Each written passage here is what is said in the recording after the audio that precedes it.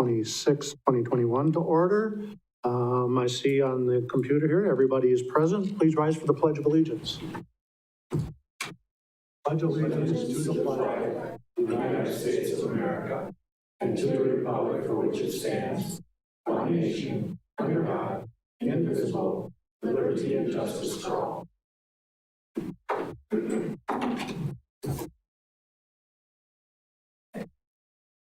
Item C on the agenda is the public comment period. At this time, the council president will recognize members of the public who have indicated a desire to address the council upon recognition by the council president. Persons may address the council, first stating their name and address. The council may act on emergency matters introduced by members of the public. Are there any members of the public who wish to speak tonight? Yes, ma'am.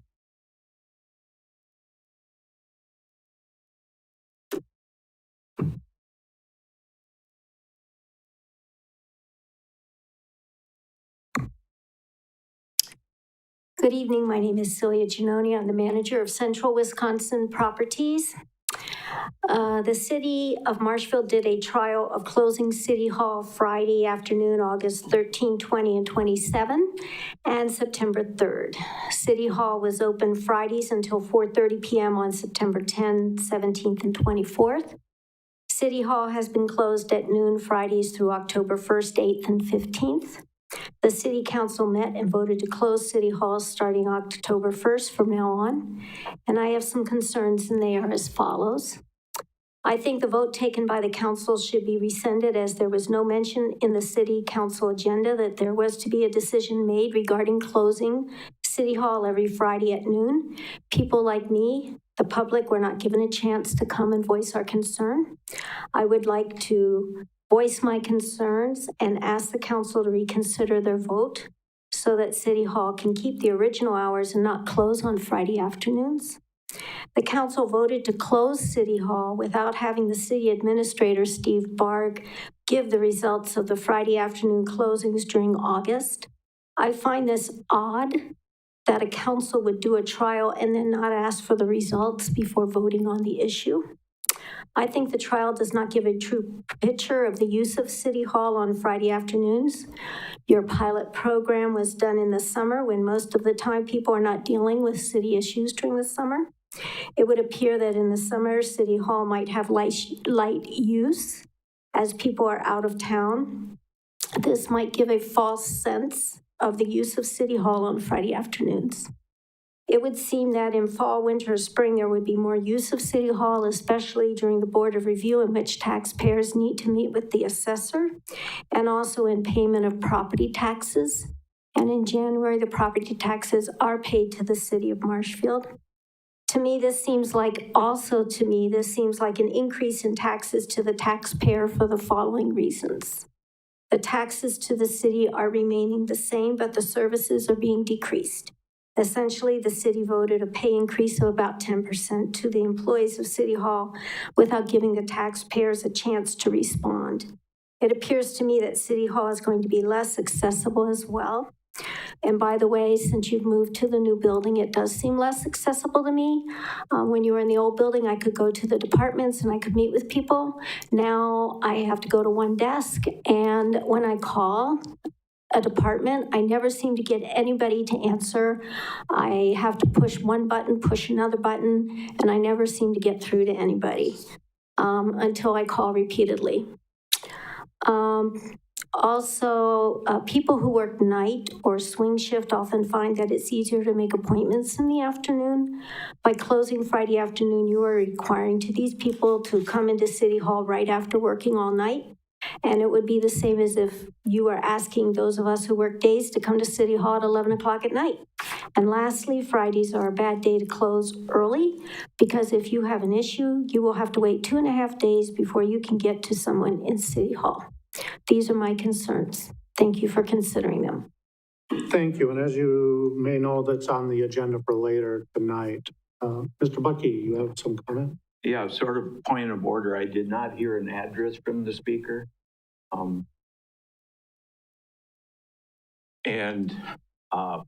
know Mr. Barg spoke of in the email, it's not a 10% increase with staff either.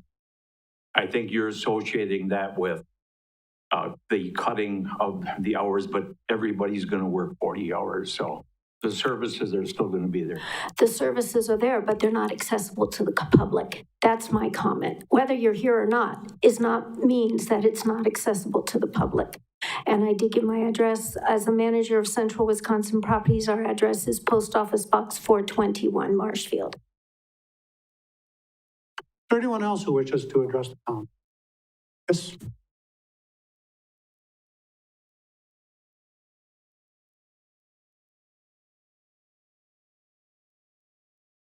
Hello, my name is Karen Heckelrhodes, and I live at 213 South State Avenue here in Marshfield. And this is my first meeting, so bear with me.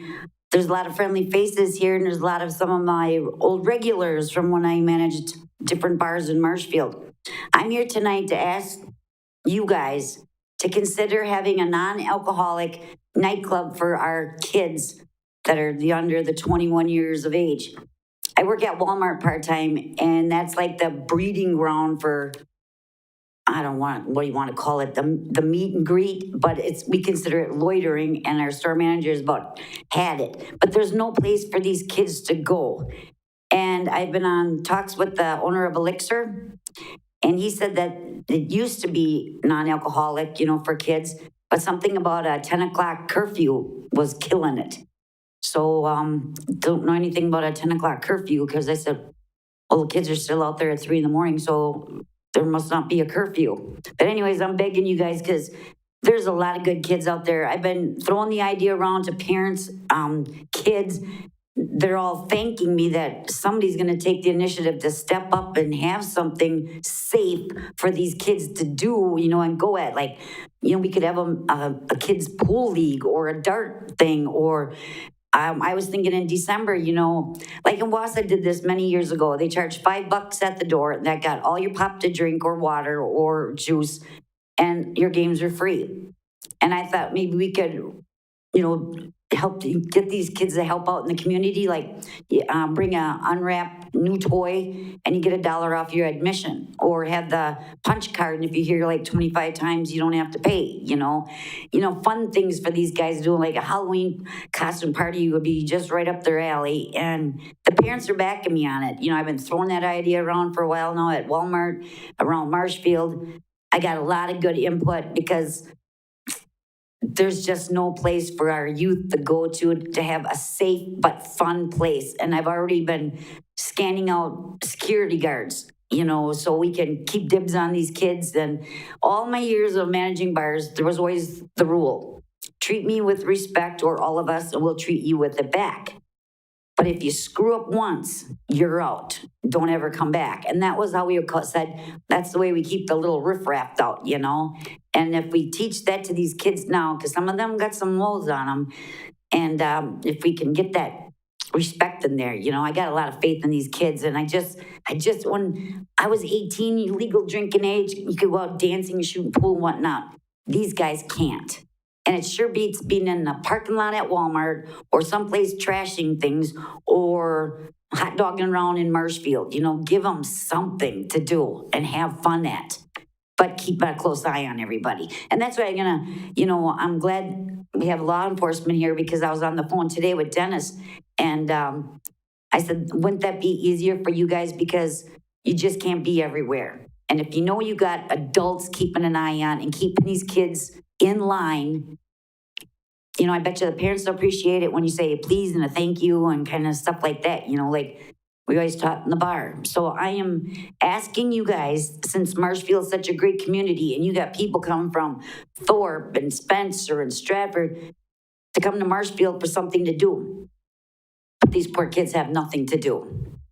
So I'm begging, basically, let me have a place for these kids to go have some fun, and a safe place. And we can go from there. So that's what I came tonight to talk to you guys about. Thank you. Thank you. Anyone else who wishes to address the council tonight? Going twice, going 3 times. Moving on. Item D, approval of the minutes of the June 22nd, 2021 closed session, July 27th, 2021 closed session, October 12th, 2021 regular meeting, October 12th, 2021 budget meeting, and October 18th, 2021 budget meeting. Mr. Fire, your motion. And a second by Mr. Varsho to accept the minutes of those meetings. Is there any discussion? Seeing none, please vote. And that motion carries. Item E is staff updates. I'm not aware of any this evening. Oh, Nick? I am. Mr. Cum has one. And come with Marshfield Utilities. Earlier today, I sent some photos to each of the council members and commissioners, along with Steve, that show the progress of our building project. And trying to get in front of you every couple months to a quarter and just give you a general update on what's going on. So some of the major items that we've completed or are in progress right now include the site storm pond and piping has been installed. The sanitary sewer tie-in and piping has been put in place. The north parking lot drain tile, subbase, and breaker rock and aggregate has been installed. We've completed the installation of a lot of poured and block concrete walls. There's temporary lighting in some of the lower levels to allow some of the contractors to work. The installation of the transformer pad along with some of the electrical conduits are underway. Plumbing, drains, and vent piping throughout the office space has been put in. You probably see a lot of the steel columns and trusses are put in place. The north staircase has the steel placed inside of the concrete. Precast plank sections for roof and floor sections have been installed throughout. Behind the facility, there's two big transmission poles that were relocated. The new ones have been installed and wires have been transferred to provide us the space that we need behind. Waterproofing on all the concrete that is below grade, along with backfilling, has been completed in the front of the facility, and some of the sidewalk installation has been completed so far. Overall, the project schedule is on track, and overall project cost is still within budget.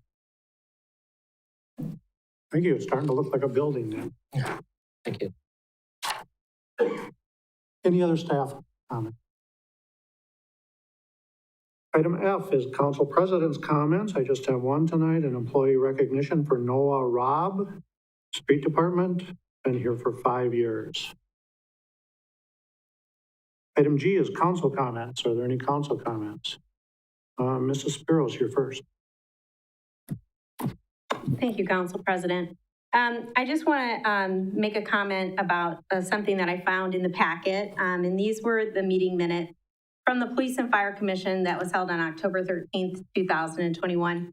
I have concerns with this particular paragraph, and I'll read it out loud. Commissioner Myers stated that he would have liked to have had another commissioner here today, but the council turned down the one candidate that was up for consideration. Half of them felt the candidate wasn't worthy. If this isn't politics, I don't know what is. It is unfortunate and a reflection of what to expect from this council in regards to politics or no politics. I want to make it perfectly clear, and I can only speak for myself, that I was not contacted by Commissioner Meyer nor any other commissioner on the Police and Fire Commission prior to my vote. I wasn't contacted by any member of this common council regarding my vote.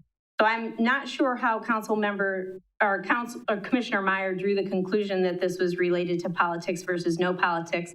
Nonetheless, I do want to go out there and say that this for me was not a political vote. I'm not going to say which way I voted, but it wasn't a political vote. So I want to put that out there. And I want to say how very disappointed I am with these kind of comments making it into meeting minutes or even being said at meetings. I think that this is a very divisive comment and doesn't serve any purpose. Mr. Butke. Yeah, I just wanted to announce former 6th District Alderman Don Krieger passed away. He was on the council for a few years. His funeral was today. Thank you. Any other council comment? Item H is reports from commissions, boards, and committees. Any reports from commissions, boards, or committees? I almost thought we were going to have one tonight, but it fell through. Item I is the consent agenda, which you have in front of you. And Mr. Handler, your motion. To approve. We have a motion by Mr. Handler to approve the consent agenda and a second by Mr. Wagner. Is there any discussion on the consent agenda? See none, please vote. And that motion carries.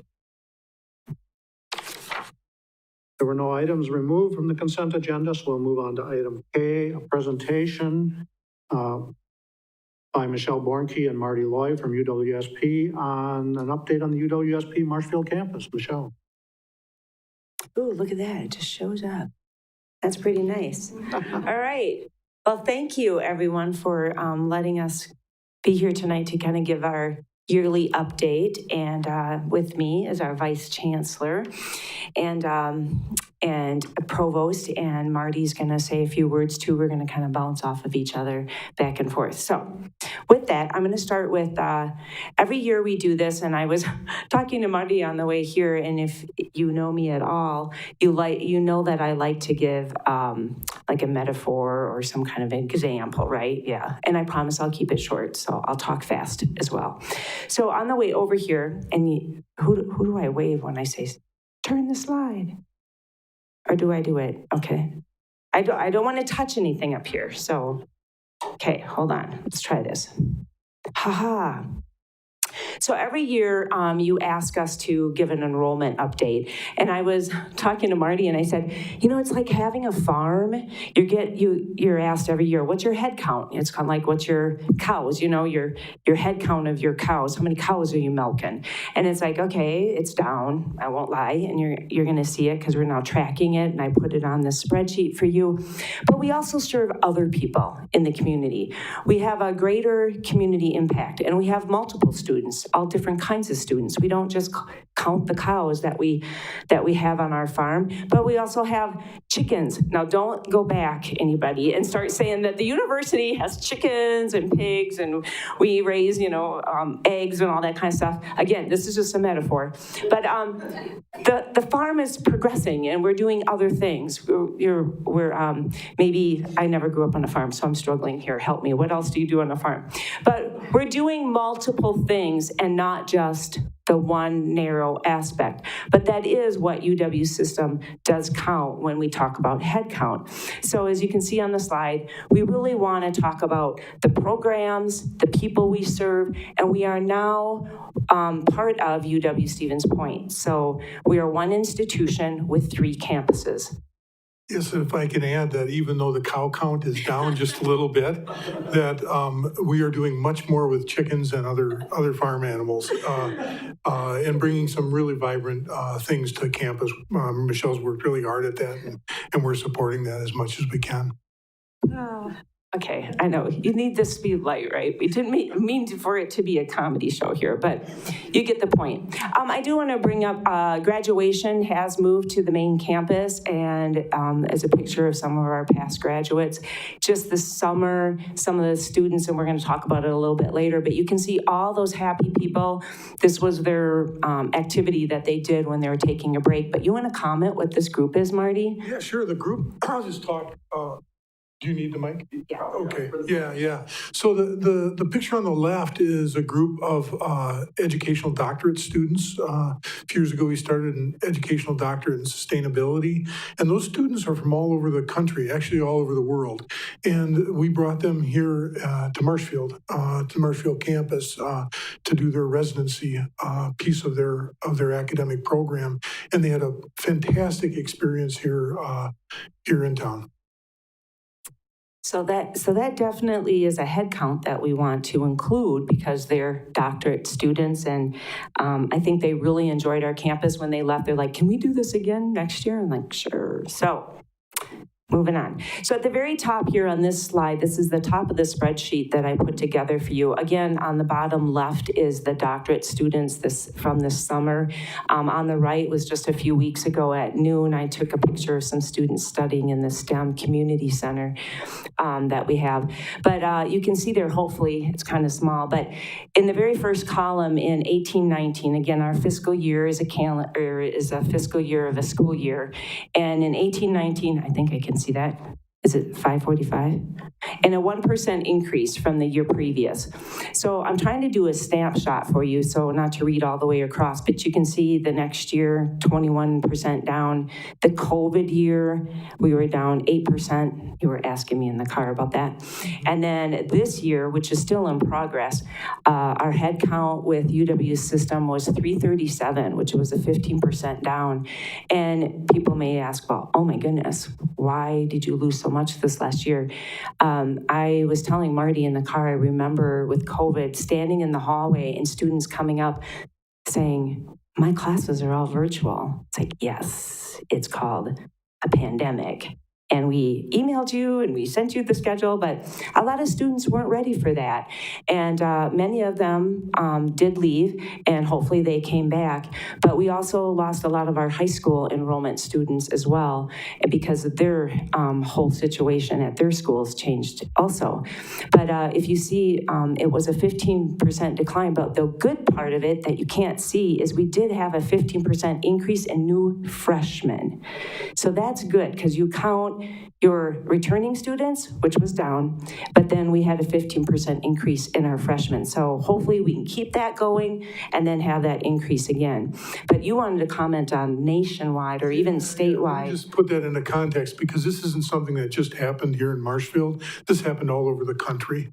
And in Wisconsin, when we look at UW institutions in Wisconsin, there were a lot of students who enrolled as freshmen. It wasn't the experience that they wanted because it was all online because of COVID. And then jobs were plentiful. And so a lot of people stepped out between their freshman and sophomore year. And so those numbers, I think a better number to look at is the increase in freshmen over the past year, because now they're getting an in-person experience. And the fact that this really just reflects what's happening across the country. We should do this. Yeah, A really good team here. We are. We didn't even practice.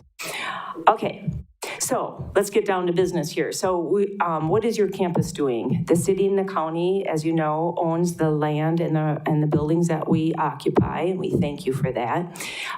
We offer business development, professional training, graduate programs, and more. And we did share with the council members that MBA catalog. Yeah, okay. Hopefully you all got that. And that is a pretty new program, the MBA. And the students on our campus can stay right here in Marshfield and get their bachelor's degree in business, and then they can go on and get their MBA here as well. So that's something that we do want to count, because they are graduate students, just like the other picture, they're doctorate students, and we need to count them, and as well as all of the non-credit business trainings that we do. So what do we also do on the campus is something that hopefully you heard about. This is TJ from Baka Chicken. We are doing a community incubator. He has the the food truck, and they want to expand their business. So we're helping them. And on the campus, Baka Chicken, it's open to the community.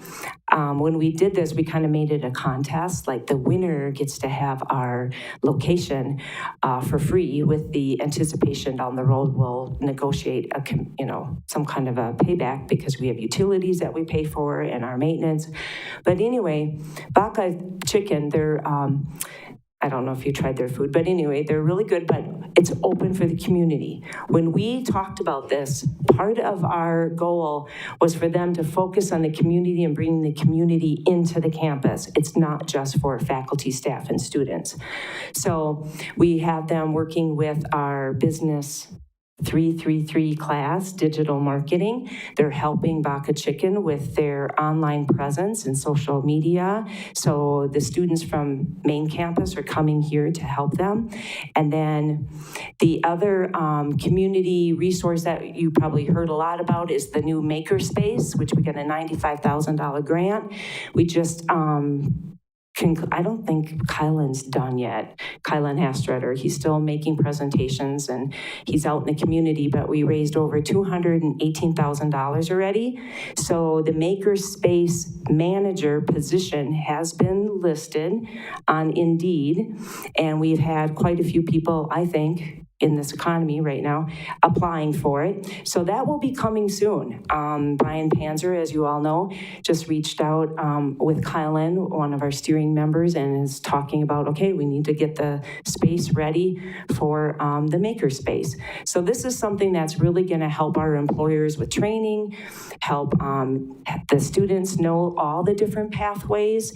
We are working with Midstate, the Chamber is a partner, the UW Stevens Point. This is not UW Stevens Point's project. This is a community-based collaborative program. So coming soon, Makerspace. Hopefully you've heard about it. We can always give you a presentation.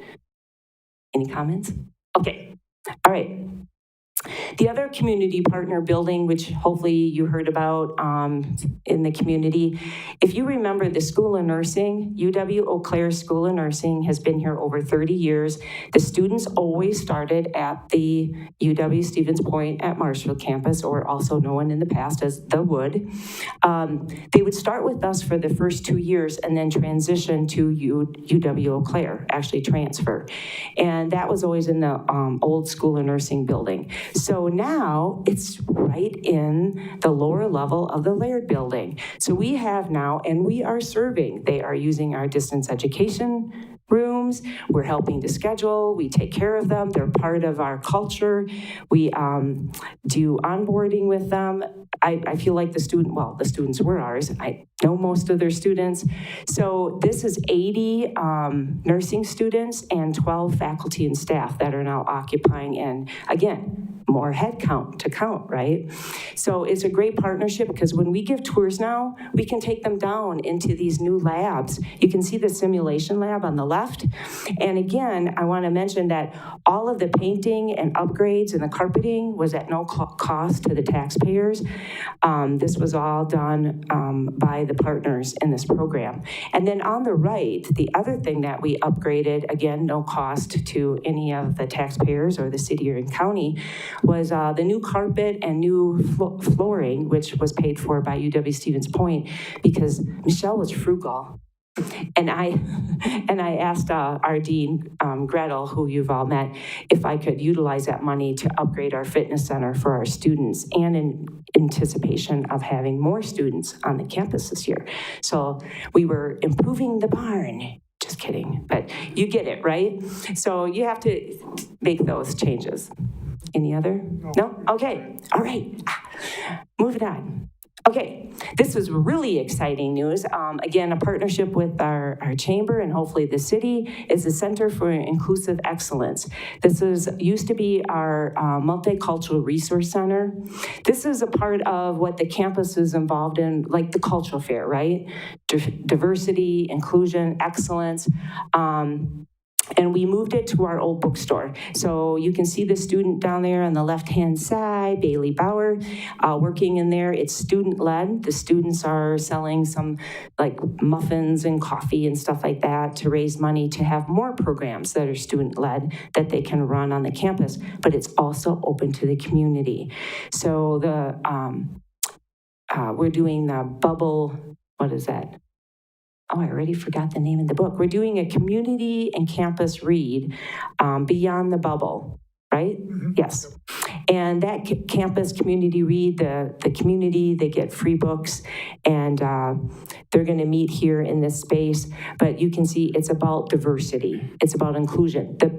The point is that Stephen's Point is already offering all these classes through CITL. So credit, non-credit, classes in diversity, how to be more inclusive in your work environment, and all of those from classes that we do about civility, actually one of them that I teach, and it's free. And then there's other classes as well, all the way up to the 700 level. So why reinvent the wheel? Again, it's open to the community and businesses to contact us, and we can help with that. So I will make a comment there because I think part of the adding to the farm that we're trying to accomplish here in Marshfield is what Michelle talked about, the masters and the MBA program and the professional development opportunities to the community that and to the businesses here in Marshfield that might go with that. And the Center for Inclusive Excellence will open up the door for a lot of different professional development opportunities as well. All right, we'll wrap it up here. Okay, so hopefully you can see this. It's an eye test. So this is a capture of the spreadsheet that I'm putting together, and you can see I have a baseline because the year prior to that I wasn't really counting all of the numbers, and I wanted to make sure if you asked I could actually back it up. So the first year there to the very far left is our totals that we did have. The baseline are numbers that we actually collected. So it includes the things we were talking about, in also the ACT testing, the cultural fair, all of our non-credit classes that we teach, like with continuing education. And also it includes all of the arts that we have, all of the tickets we sell. And we do draw in people from outside the community that come here and spend money on gas and go to the restaurant before they go to the show. So we're now collecting that data, and you can see there's 7,767 people were served. And that includes the master's program, all of those that I was talking about, so credit and non-credit. It does not include the 431, I think, is on top. So it doesn't include the typical, cows in the barn, but it includes all the other things that we do at the campus that serve people in the area and even further beyond. And then you can see the COVID year, it went down significantly. I remember our last culture fair, that days later, it was like a couple weeks later, and all of a sudden everything was just shut down. And now you can see the year in progress. So we are really looking for new things, lots of other people to serve on our campus, and some of these programs like the Makerspace, we're hoping to have a lot of people to serve. So what is the future at UW Stevens Point with some of the projects I mentioned, but I wanted to turn it over to Marty if you have anything. Yeah, I can just mention a little bit. I think Michelle has given a really good preview for some of the types of expansive types of things that we can do on this campus. By any means, that doesn't mean not doing what we've always done on campus, but it means expanding what we can bring here and make available to all of our students. And one of the nice parts with having this one UW Stevens Point and multiple branch campuses and locations is it brings access to a lot of different coursework and specialized programs to our students who start here. This is still a beautiful place to start. We've had, I was just here a couple weeks ago sitting at lunch with several students and talking with them. And one young man was in accounting. I think his family has an accounting business in town. And he's starting here in Marshfield because this is where his father started and brothers went. And this is where he feels comfortable. He'll eventually complete his degree probably on the main campus. And then he was talking about coming back to enter the MBA here and will stay here his whole life, and we'll have helped educate him from undergrad all the way to his MBA degree. Another student was from Spencer, I believe. I might have this a little wrong. Someplace close, School of Education student, and it's so important. If you know what's happening, I'm sure you do. Teachers are hard to find, like many professions, but teachers are really hard to find. I just saw something came out from the DPI this last week, and they said that if every UW student who's a School of Education major graduated, we wouldn't have enough to fill all the open positions that are going to come available. So it becomes really important for us to recruit more teachers into the pipeline. We received a couple of years ago a gift from Dorothea Haryu. Dorothea was a teacher her whole life, and when she died, she gifted us $4.3 million, and we're putting that to work to recruit new teachers into the system, and we're going to open a Haryu Center here in Marshfield that's really going to target at developing teachers in Marshfield, but also some of the surrounding smaller school districts around the area. And one piece of that is starting Educators Rising programs. And so we are going to seed grant school districts to start programs that encourage students to become teachers and to learn about teaching through joining a teacher, becoming teacher program out in the schools. And so I think those are some of the things that we can do to add value here to Marshfield and to the communities that this campus for many years has served so nicely, that we can bring to the table to add more value. So we did okay. That's it. So is there any questions or? Mr. Butke. Thank you. Very nice presentation. I've been looking for this. You've done an excellent job on this. And there's a lot of exciting things that are going on, and we're going in the right direction. Thank you. Thank you. Any other? Mr. Hendler. Thank you. I'm pleasantly surprised to hear the activities that are taking place at the campus. And mentioning the nursing program, from my standpoint, back in the 70s, it seemed to have been one of our better years to have the nursing program here. And I hope that your success with the nursing program will add to the campus enrollment picture. I'm just amazed. I think I'm going to have to come up there and take a look at it. So thank you very much. Thanks. Are there any other questions or comments? Thank you for coming tonight. Yeah, thank you. I would add that, yes, this campus is doing some really good things, and a lot of it has to do with Michelle. As you know, you probably all know her, the hard work that she's put in. She's a gem. She's great to work with, so thank you. Yeah. We're looking for volunteers. All right. Thank you. Thank you. Item L is a presentation, a review of the city's 2020 financial audit, introduced by Ron Allman, Finance Director, and presented by the CLA staff. Great, thank you. Tonight we have John Troutman and Stuart Randall here with us from Clifton Larson Allen. They're going to present the 2020 audit presentation. The full audit report was sent out, as well as the PowerPoint. We'll let them present, answer any questions, and then I'll have a recap of kind of what it means to us for the 2020 results when we get to the later agenda item about the budget. So I'll kind of recap where we're at with fund balance and our advances, and kind of lead into that discussion. So I think I have it up here.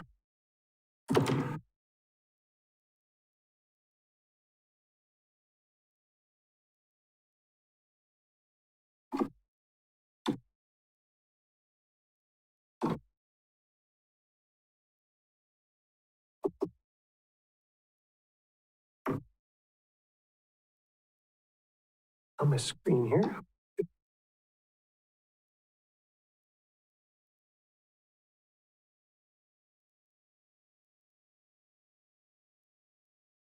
Thing's going to bail me out here.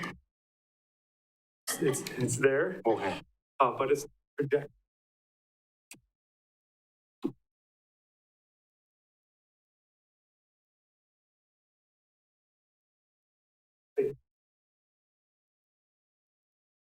I'm going to take one if you don't mind. You're not a dentist or anything, are you? All the letters. Well, good evening, everyone. My name is John Troutman, principal for CLA. Again, keep it similar to prior years where we kind of hit the high points. We've got a few slides put together. I'll start out giving kind of some background as far as the audit itself, some of the letters and so forth, some of the communication, just kind of going through that. And then I'll turn it over to Stuart. He'll go through some high-level fund balance, some financial information that we're bringing into the slides right from the financial statements. And then I'll come back on it at the end and just kind of give you kind of a heads up on some new standards coming up, especially a couple of years from now. There's a pretty significant one, so I want to spend a little bit of time just letting you know about that, and some changes coming up. And then we'll open up for any questions. If there's something you're questioning that we're talking about or have a question, certainly interrupt us. Don't hesitate. This is more of an informal discussion. So with that, I will start. So again, the financial statement package really contains a number of documents. If you have hard copies, they'll kind of hold them up here. Annual financial report is the main audit document that contains your financial statements of the city, contains the opinion of the city, contains an internal control letter, and then it also contains the single audit, the grant single audit of the city. The governance communication letter really kind of is an annual letter really to governance, obviously, to kind of highlight certain things, certain standards we followed, some of the audit results, et cetera. And then, of course, we have a management letter as well, which is the third document that we will reference. Again, the slides here just kind of talk a little bit about the results. So financial statements, we had an unmodified opinion. So we opined on your financial statements with a clean opinion, unmodified opinion. Again, that's what you set out to achieve when you set your internal controls of the city. The internal control element of an audit we take a look at as well when we take a look at your processes throughout all your departments, throughout the finance area, et cetera. And we had two findings: adjustments to city's financial records, material weakness, and then preparation of annual financial reports, significant deficiency. Those are really not new to the city. Those are something that, again, are repetitive from year to year. Anytime we make adjustments as part of the audit process, we throw that in as a finding. Again, the process or the takeaways from that as we go through each one of those in detail with your finance team, and again, make sure that we're both on the same page as far as what took place in the audit. And then the preparation of annual financial report, significant deficiency, anytime in any audit situation where the entity being audited has your financial statements prepared by the audit team as a non-audit service. There's nothing wrong with that process, but it is an internal control issue that we are required to note then when that happens. So again, that's very common of cities of your size.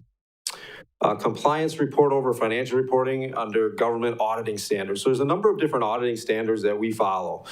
Government auditing standards, GAS, are one of the ones particularly specific to governments. So all government audits are under those standards, and we did not note any issues under those rules. Management letter recommendations, best practices.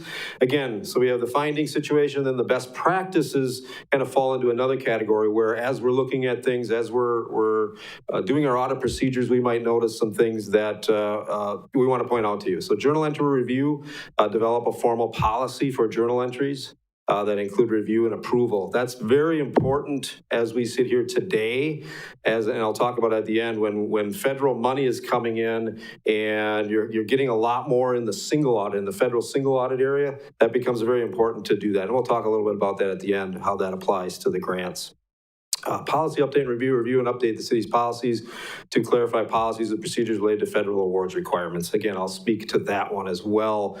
And pretty good timing here because you already received some federal money with the ARPA, and you're also going to receive potentially some more as that comes through.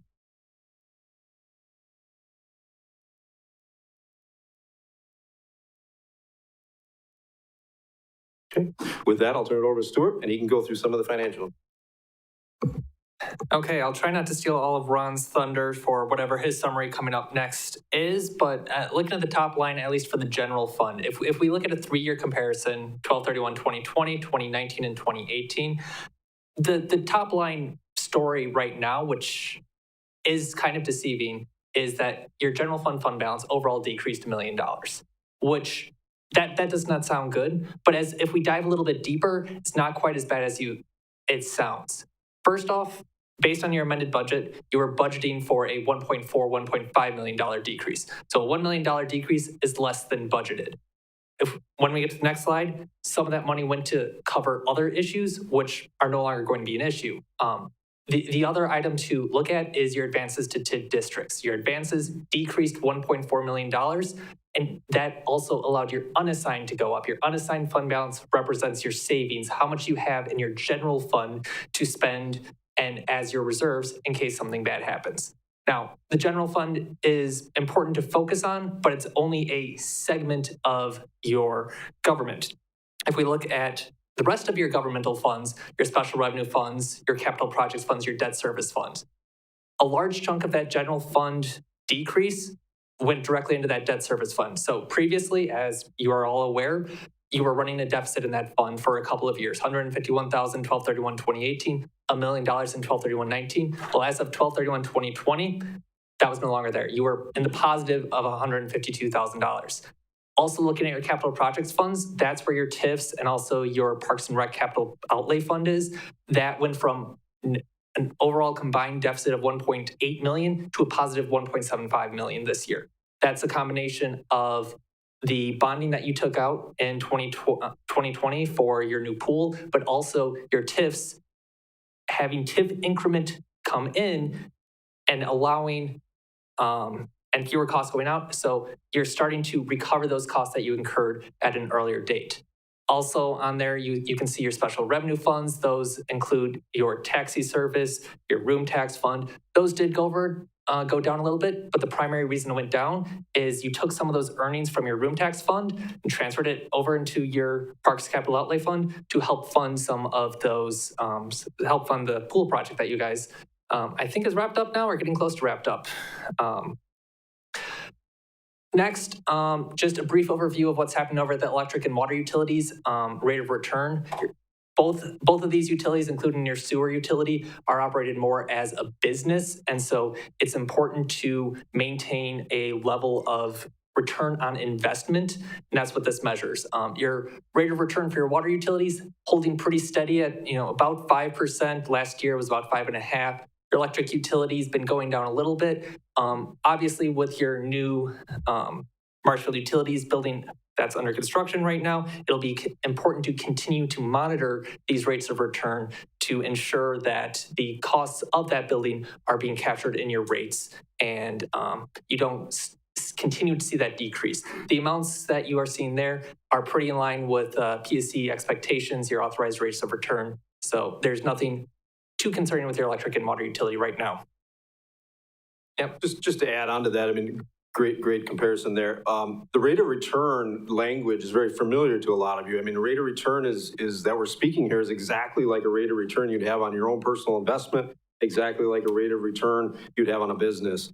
And like Stuart said, electric and water utilities of all governments fall into a category where they are business type activities. So that's why we look at that.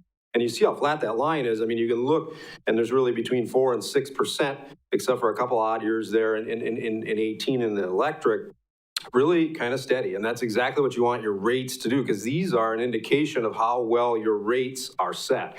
So again, very, very good information there.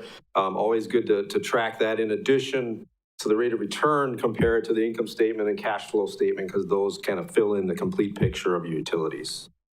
You're up next. Okay. So basically the new first of all, is there any questions on that? Any questions on the financial information? Okay. So the new standards, we always take a little bit of time when a couple years in advance of a new standard and normally they a couple years from implementation, we talk about it and then it gets implemented. Well, this one's a little bit different. GASB 87 is accounting and reporting for leases. And this one really should have been effective already, but what happened is during COVID, they kept delaying it. So they've delayed it twice now, and this one will be yours beginning after June 15th, 2021. So it'll be your 2022 audit that will be done in 23. That you'll see this for the first time. And GASB 87 it was supposed to be kind of a simplistic or more focused approach on lease rules, lease standards. So you had different types of leases. You had an operating lease, capital lease. You probably heard those terms before when talking about the finance area. Well, now they've kind of said, it doesn't matter what it is, what the rules are, it's a lease. If it's a financing arrangement, it's a lease. It doesn't matter if it's for equipment. It doesn't matter if it's for even things you own. It could be an embedded lease for something of value that you receive, not even an asset that you own. So there's a little bit of complexities there. But the whole idea was to make one rule. And it also then covered a brand new area. Because at the end of the day, when you lease equipment, it's a lease now and it's recorded and it's going to be a lease in the future. Where there's a little bit of a difference is when you lease to others. And these could be things where you're leasing a land, a parking lot, a building, a piece of equipment to someone outside of the city. That's the key. And it has to be a multi-year arrangement. So it's very similar to when you lease equipment as an expense, but it's where you get revenue over time on a multi-year agreement. The new rule there, because the rule is silent currently on that, you record revenue when you receive it. Now you're going to have a long-term receivable that you have to set up. That's brand new. You're going to have present value calculations, which isn't seen much in government. So again, making it more simple, got a little bit more complex at the same time. But the takeaways for the city at this point, because you do have a couple of years here to prepare, is start tracking your leases. This is something that perhaps even we in this world and dealing with this and planning for this probably underestimated the time. We've had a few clients early implement, and especially on the eastern side of the country. And what we're seeing is it's very complicated, a lot more complicated than you'd think, because you think, well, we have 6 different leases. But what we see is when you start looking at different things and, hangar leases at an airport, vending machines that you don't even own, or coffee machines you don't even own that you might have as a service coming into the city. It may not be material, obviously, so you may not have to worry about it. But if it is, that would be considered a lease if you have a multi-year arrangement. So what we're seeing at tower rental for radio communications, very big one and a very complicated one. I just did one, an early implemented one at a client 2 weeks ago, and it literally took hours and hours just to get through with the client's corporation counsel the legal terms out of the agreements, because they're written not necessarily very black and white. All that stuff takes a lot of time, so be prepared, start early. We can certainly help you through the process if you'd like to have us help you through it, but there's a lot of guidance out there, and we also do a lot of seminars and things like that. So I just want to pass that on, make sure you're getting on top of that and have enough time to do it, because once you implement in 22, it'll be too late to implement it. You won't have enough time. So, and then finally, the ARPA. Again, you received the first payment in June, and the second payment scheduled for 2022. Of course, you can spend those funds for over a multi-year period. You don't have to rush out and spend it. Just in general, from the federal money with ARPA, big dollars, going through a lot of municipalities. There could be future and infrastructure type grants. We're not sure at this point. The takeaways here from a single audit standpoint, and again, you're a single audit, so that's nothing new to the city. You understand the rules, and your internal controls understand the rules of a single audit. But keep in mind, some of this money is a little bit different than normal. Obviously, ARPA is completely different. And a lot of clients are struggling on making decisions on how best to spend it. Keep in mind, as you're going through that process between now and 2024, the internal controls behind that. So, again, it's very, very important if you're spending that money to know the rules and to document your review and document. So have a multiple layers of review. We've had some clients that are starting to spend the money, and they're implementing even a 3-tier review system. So there's a person doing it, person reviewing that, and a person reviewing that. Again, we don't know as we sit here today what the rules are as far as the audit for these. They have not released that yet, and probably will not for a little bit yet. So we need to make sure that you're aware of what could be, run stuff by us. That's certainly allowed. Hey, do you think this is okay if we do this, and this? And we can get you that information ahead of time. That's key. Because what we're seeing in practice here in late 2021 here is a lot of the CARES money and a lot of the other federal money that hit already and is being audited now. We're seeing an uptick in findings, significant uptick in findings, because it's different, it's special, it's outside the normal course of grants. And the internal controls weren't the same in those grants that they were in other grants of the community. So again, just a public service announcement, just make sure you're reaching out to anyone you can to make sure you're doing things ahead of time. So that will avoid hopefully any findings. Any questions about the audit process itself or anything else in the financial statements you want me to go through? Mr. Wagner? Thank you.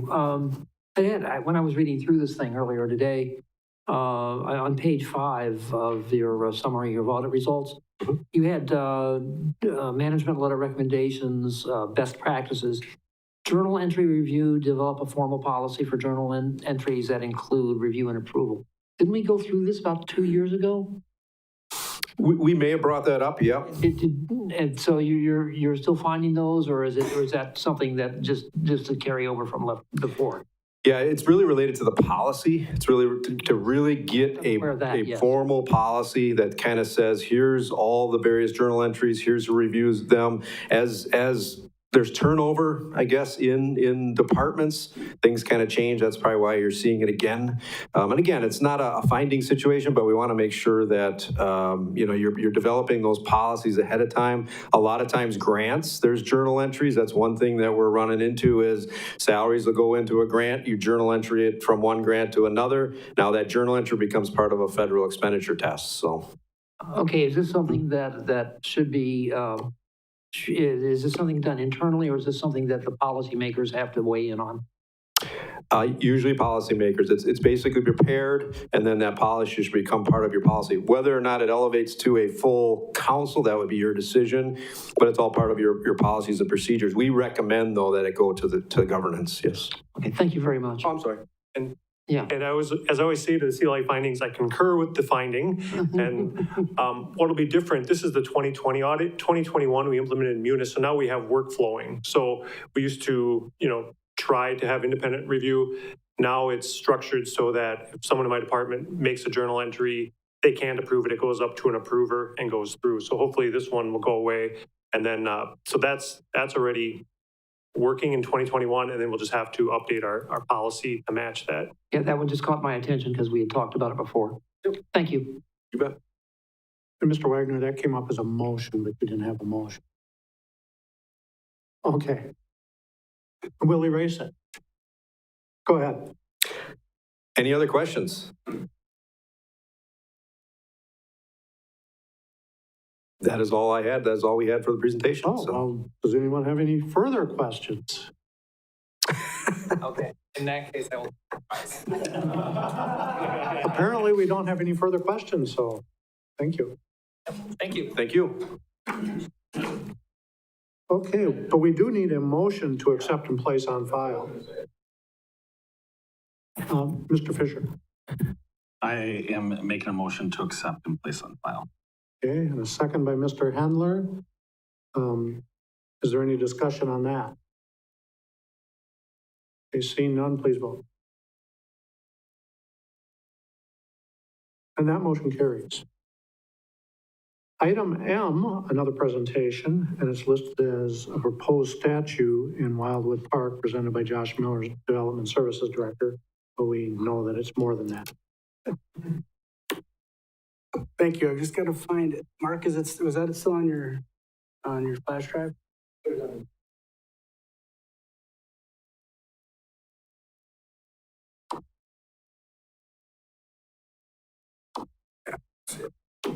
There we go. You need. Yeah. All right, well, I'll give a real brief introduction. I've been working with Mark on this project for a few years, and we're excited to bring this opportunity to the Common Council. Tonight, they're not asking for any action. In the next meeting, we anticipate coming back to the council with some action, but if there's some feedback or some comments, we'd certainly be interested in those. But with that, I'd turn it over to Mark.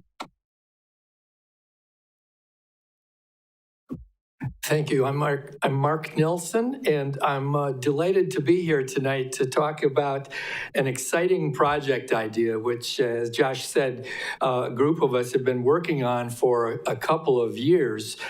In addition to me, there are probably a dozen others, and several of them are in this room. If you've been working on this committee with me, just raise your hand so you get a sense of who's been coming to meetings and talking about it. As I present this project, you will see why we're keeping it fairly low key for now. Tonight, we're looking for your thoughts on, we're looking for your thoughts on the idea, whether it seems suitable for the city, and if you like it and it's suitable, ultimately, we're going to need council's permission to go ahead and proceed in good faith to prepare a detailed plan at our own expense. And let me explain.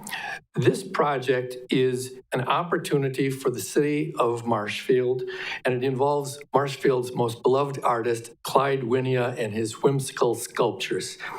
We've been talking to Clyde to see if he'd be willing to let us build an outdoor sculpture park of his art in the city's Wildwood Park, a permanent home for Jurassic Park when the time comes. Over the years, Clyde has received offers to purchase his large-scale sculptures, but thankfully, he and his wife, Nancy, expressed to us a preference to keep this collection together and open to the public, if possible, in Marshfield. And I should point out, Clyde and Nancy are sitting here in the front row, and we're so grateful to them that you're here tonight and that you're interested in pursuing this with us. So,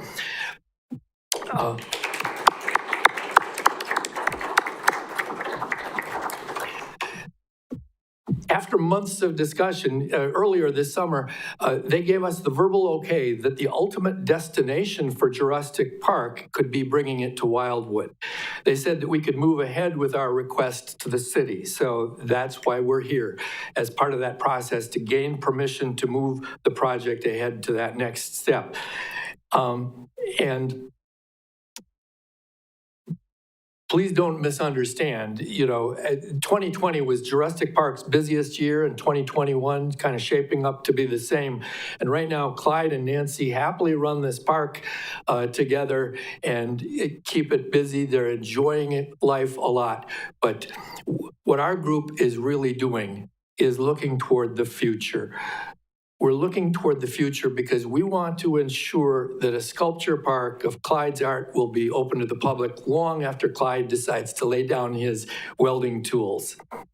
Now, we picked Wildwood because we figured that Marshfield's flagship park, with all of its 157 acres, certainly would have the perfect location for Jurassic Park to ultimately settle. It's close to other attractions like the zoo and the aquatic center, and not far from downtown. It's well connected by bike trails, streets, and sidewalks. It's a great place for an outing. It's easy for out-of-town people to find in a fairly simple way. And of course, there's something for everybody in that area. And the specific spot that we picked in the park is shown here, outlined in red on this map. And you can see just up above it is Wildwood Station. Right below it, the blue thing is the lower pond. The aquatic center is over on the right side of this screen there. And it just seems like it's going to be a great location. The site has some beautiful mature trees, which we would largely hope to retain. We want to keep the trees. It's open enough to allow Clyde's creatures to get some sunlight, which helps keep their distinct Iron Age color, which is a good thing. Clyde says that's pretty important. How can you have Jurassic Park without some nice rust color? It's got parking. It's got a great location near the lower pond that will provide some outstanding long views of the sculptures from across the pond, from the zoo area, from elsewhere. We hope that you, like we, can look at this site and find it pretty easy to imagine how wonderful this could be, really, and what an asset it would be to have right there in Wildwood Park for the city and for the citizens of this area. The project has plenty of positive aspects for Marshfield, included some listed on this slide. Now, this is the part of the presentation where I could have gone on for hours, but I think we all have a sense of how it benefits us. But let me just highlight some of these. There's a lot of local pride in Jurassic Park. How many of us, we get out of town visitors and we drive them up to Jurassic Park and show it to them, and the visitors say, wow, this is amazing. And we say, yeah, that's the way Marshfield is. It's kind of an amazing place. So I think there is that pride there. It's something that's enjoyed by all ages. Matt McLean's Convention Visitors Bureau, who's been working with us, also points out it's a big tourism draw. It's 15,000 or more people come in a year, $1 million of economic input, heads in beds, as we say, and in the local community. So that's tremendous. The next point is that it contributes to quality of life. And that's sort of a nebulous thing, but everybody who's in the city planning and development business says, to compete in every way, we need to have quality of life, whatever it means to people, because it attracts and retains workforce, families, people want to come here, stay here. We've got Marshfield's hitting on all cylinders right now, and I think this really adds to that. The other thing is it differentiates our city. It showcases a creative culture. There's nothing else like it around. I mean, it's a pretty unique place. So in that sense, it would really be a differentiator that we could take pride in. So the next big area is the plus is that this project idea that we're bringing to you comes complete with a committee, the folks who raised their hands and some others who aren't here. And this group has experience that spans the arts, fundraising, city planning, urban design, landscape architecture, engineering, and tourism. So we recognize that you have to put all those things into something like this. And we are coming to you filled with excitement and connections and skills to do that and dedication to do it. And the bottom line is something that's maybe most important right at this point, because to go forward, we need to fund a knock your socks off kind of design so that we can really make this live up to its potential at this new location. And we've already gotten a local business who's committed the funding to do that. Likely it will be $15,000 to $20,000 to pay for a first-rate design firm that specializes in projects of this sort. Now, in the last 2 weeks, we've made presentations to Parks, Recreation, and Forestry Committee. Some of you were there, and the Plan Commission, and we appreciate your attention to that. Then, I'm sorry, I'm sort of repeating myself from those meetings, but I think it's important to hear. We've been encouraged to bring our proposal here to the City Council now to get your blessing to proceed. As Josh said, this is kind of the information presentation. We'd like to come back in 2 weeks and see if there's some way you can give us a blessing so that we're comfortable spending that donor's money, $15,000 to $20,000, to plan for the specific site, because you don't hire a planning firm to make a general plan. It has to be site specific.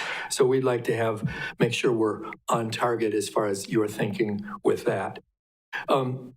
Once the project receives your nod, we'll hire an award-winning design firm to prepare a development plan, a budget estimate, and at that point then return with that more fully developed plan for your full consideration. And I think we do understand the elements that go into a plan like that. We've certainly received guidance from Josh Miller, Justin Casperson, as they've met with the committee multiple times. And Randy Luth, who serves on the committee, has also worked on things like this as well. So today, as I said, is really just the beginning. We'd like to get your thoughts and questions about this project, how you feel about its suitability for Wildwood Park at the site that we've located. If you're agreeable, we hope that you can give us the thumbs up and provide us with the confidence enough to go ahead and spend that $15,000 to $20,000 for initial design fees. It's the first step towards putting legs under the project and moving ahead to see then if we can find the private funding to raise it, to raise the private funding and have a final plan to put in front of you that would meet your approval. So, oops, got to press this button here. I'll close by saying we think this is a win-win-win idea. It's great for city residents and visitors alike. It's great for quality of life and the economy. And it's a great way to honor and carry forward the legacy of Clyde Winia. So thank you very much. We'd love to hear your questions and comments and suggestions. Anyone have any questions for Mark tonight? Mr. Butke, you're first. Thank you. There's no question about it. I'm totally in favor of it, Mark. And Clyde, anybody who has not been out by Clyde to look at his creatures out there, I encourage you to do that because it is one of a kind and he is so talented, what he does there. And I think it's a great fit. Put Marshfield on the map in one way, right? Mrs. Spiros. Thank you. Yeah, I was just going to echo that. I think it's the perfect place. And I'm so happy to even hear this because I love his sculptures. And when you see his sculptures, you think about Marshfield. I mean, I don't think you can help but think about Marshfield. So I'm excited. I think it's a great idea. Thank you. Any other questions or comments? I guess we'll see you in a couple of weeks, Mark. All right. Thanks so much. Appreciate it. Too. Yep. Item N is the first reading of ordinance number 1466, amending section 3-10 of the City of Marshfield Municipal Code pertaining to aldermanic districts and aldermanic district boundaries, presented by Ed Wagner, Redistricting Committee Chair. Ed. Thank you, Mr. Chairman. The map of the new districts is in your packet, and I believe that I think the map is also going to be published eventually. The only thing that people might be confused about in looking at the map is that there are numbers going from 1 to 19. Those 1 to 19, we actually have 19 wards. Now, when people ask you where you vote, you usually say, well, I'm in Ward 5 or Ward 6 or something like that. But that's actually District 5 or District 6. The wards, there were actually 19 wards. And 2 wards, in most cases, except in, I think it's District 6 is the one that doesn't have 2 wards in it, I think. 9. District 9 is the only one that doesn't have 2 wards in it. But that's how it's combined, and that's how you'll find. So but to make it easier, it's been color coded. So if they're the same color, they're in the same district, not ward. Basically, we're looking for comments on it, and we'll be acting on this ordinance again in 2 weeks. Take a look at it. It reflects where the population changes have taken place in Marshfield in the last 10 years. And some of the wards had to be moved. The rule is if you gain population, you lose geography. You lose land. Or if you gain land, you lose population. So to get the thing worked out, to get close, the ideal number, if every ward or every district was divided equally, we would have 1,892.9 people. I don't know where they get the decimals. Honest to God, I don't. But it's 1,829 people or 92 people per district. And it took some doing to get that done. I've got to thank the IT department for the wonderful job they did on helping us, the GIS department, to help us find the right populations and everything, and use the software correctly.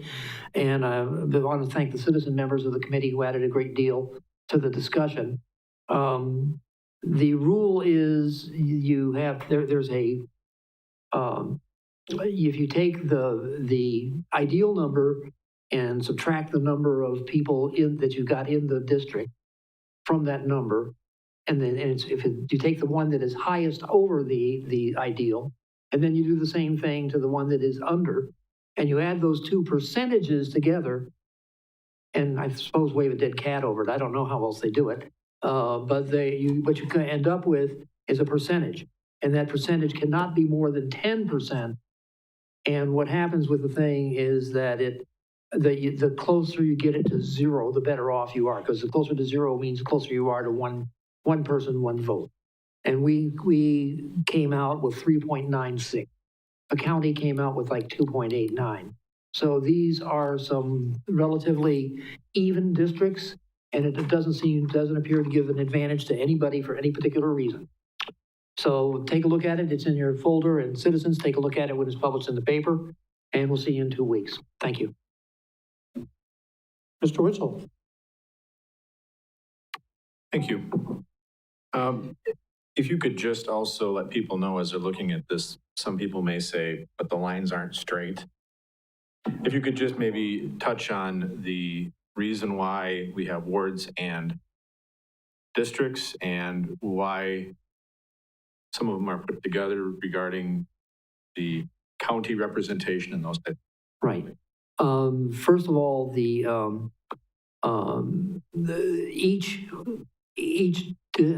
census district, each block has its own population in it, and you piece these blocks together. And in piecing the blocks to get toward that magic number. And in order to do that, you have to follow a few rules. Like number one is you try and find some common boundary. A geographic boundary would be nice. The streets are perfect. You can use streets to separate districts and wards. They work out very nicely.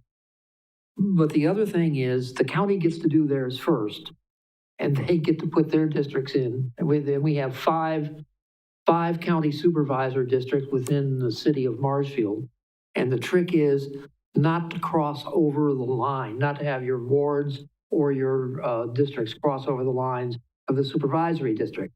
Number one, that gives Deb a huge headache in having to do basically 2 different ballots for each ward, for a ward, a single ward. Or if you're also not supposed to go over county lines.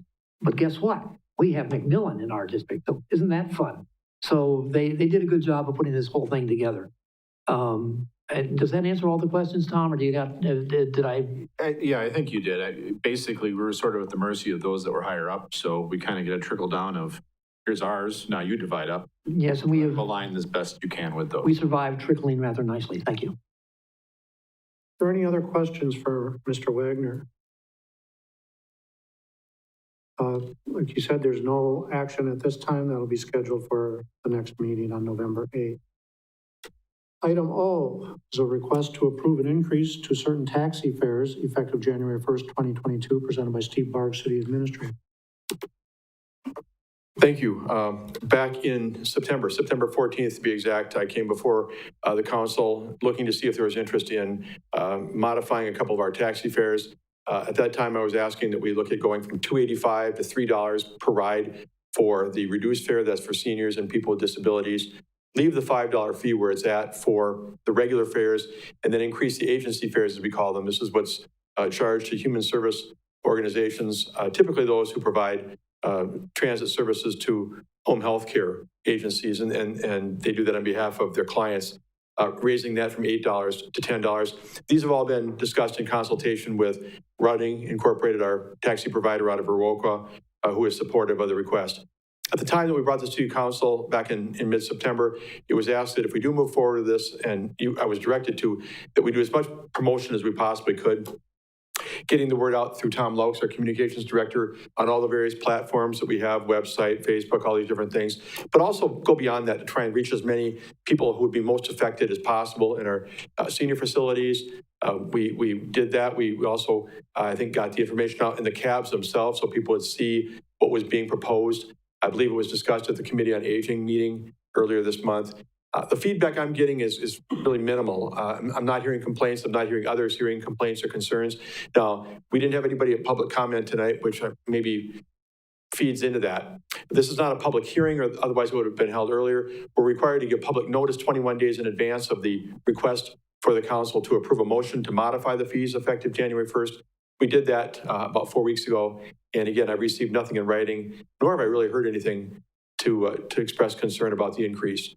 So it's presented tonight for possible approval. And again, this would be effective January 1st, 2022, raising the the reduced rate for seniors and people with disabilities from $2.85 to $3 per ride, and the fee charged, we call it the agency fee, to human service organizations from $8 to $10 per ride.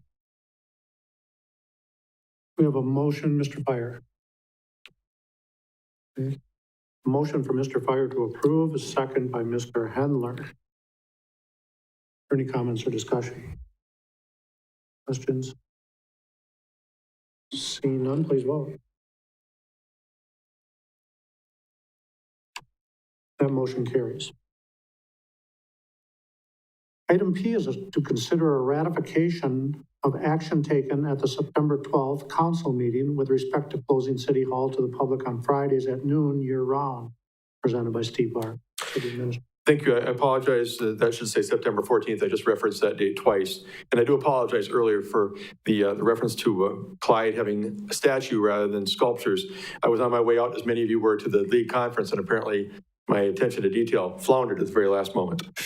But anyway, this is to consider ratification of the September 14th decision by the council. And just to recap, what happened at that meeting was I brought forth a report, if you will, on the trial period in August mainly for the summer hours on Fridays.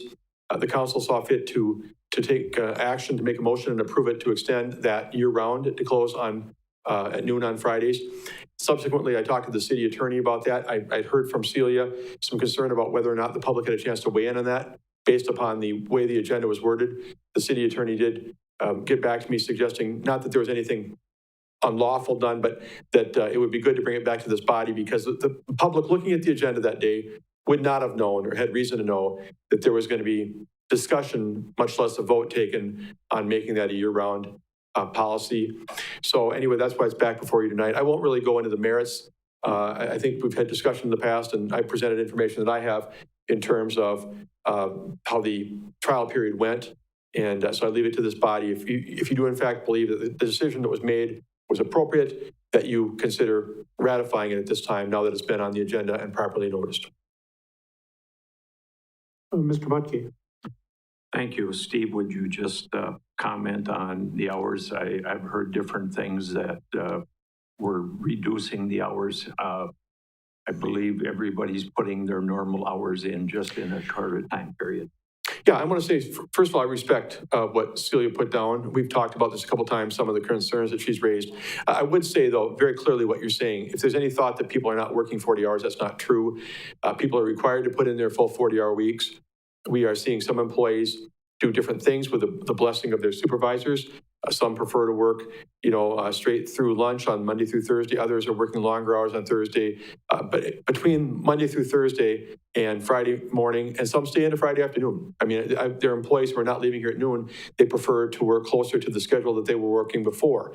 And that gives them an opportunity to get some work done that they otherwise might not in an environment where there's not a lot being expected or demanded of them from the outside world. But everyone is, as you said, everyone is working their 40 hours as required, and that's been continuing. Okay, the action here is at the discretion of the council. If you wish to make a motion to ratify the previous action, I'll entertain that. Mr. Fisher. I'll make a motion to ratify the previous decision. Thank you. Okay, and we have a second from Mr. Fire. Or is there further discussion on that? Mr. Witzel. Thank you. I did receive a few people that expressed some concern, and I think there's a misunderstanding, an idea that they think we've reduced staff hours to 36. And I think you sort of answered this in your comments. There are still people working Friday afternoons, but by not having the doors open, so to speak, does that eliminate the ability for people to meet with them if an appointment is made? And if they are working, what in the world are they doing for 4 hours? I mean, can you maybe touch on that a little bit? Well, if you think about people working longer hours during Monday through Thursday, which many people are, to account for their total time, after we close to the public at 4:30, there's people working as well, and you could ask the same question. different people have different jobs and different responsibilities, but most of the people in this building are able to continue after 4:30 on weekdays and after noon on Fridays, even when the building is closed to the public, doing many of their duties related to whether it's, processing forms, whether it's paperwork, whether it's any number of jobs. It depends upon, of course, what the position is that the person's doing. But I think for most people in this building, there's little trouble finding work to do when the public is here. And to be honest with you, many of the people who work in this building a lot of people who work in this building don't even have regular public contact. They're not seeing people on a daily basis. The work they do goes on anyway, whether it's accounting, whether it's whatever. So, there's plenty of things for people to do, whatever hours they pick to fill that 40-hour week. And that's going on.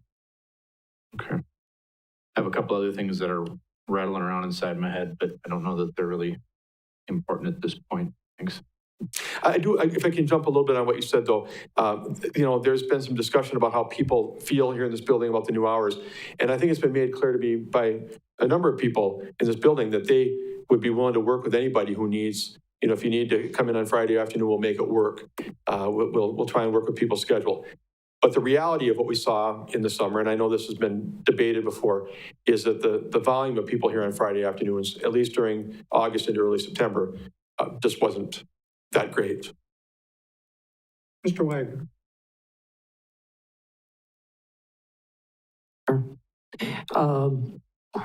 I remain opposed to this, as I was when we initially brought it up.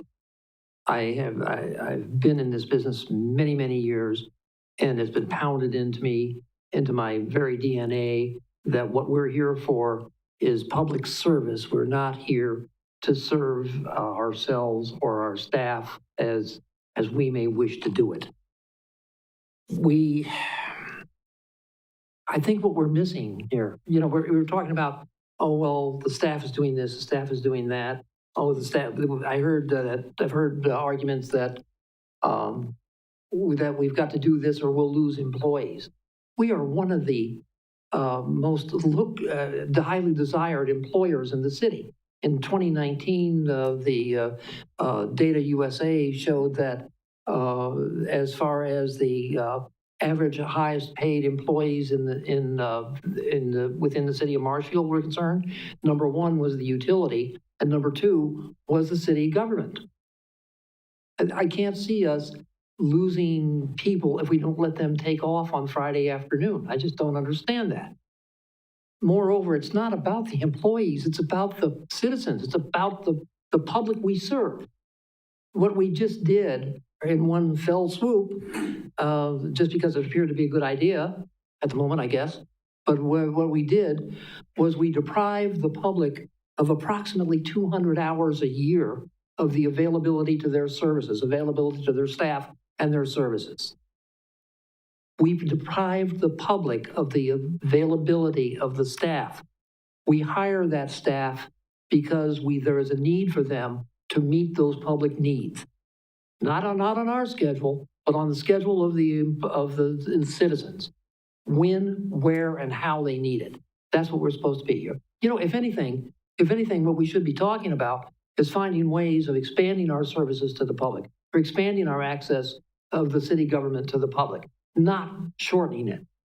I think it was, I'm trying to remember, it was like 230 hours a year, I think is what the difference is that we're doing on this. I don't, I know I'm going to draw a lot of heat for this, but I just cannot in my soul say that we should be depriving the public of their opportunity to meet with the staff when they need it. Mr. Bucky. I'm going to vote against it. Thank you very much. Thank you.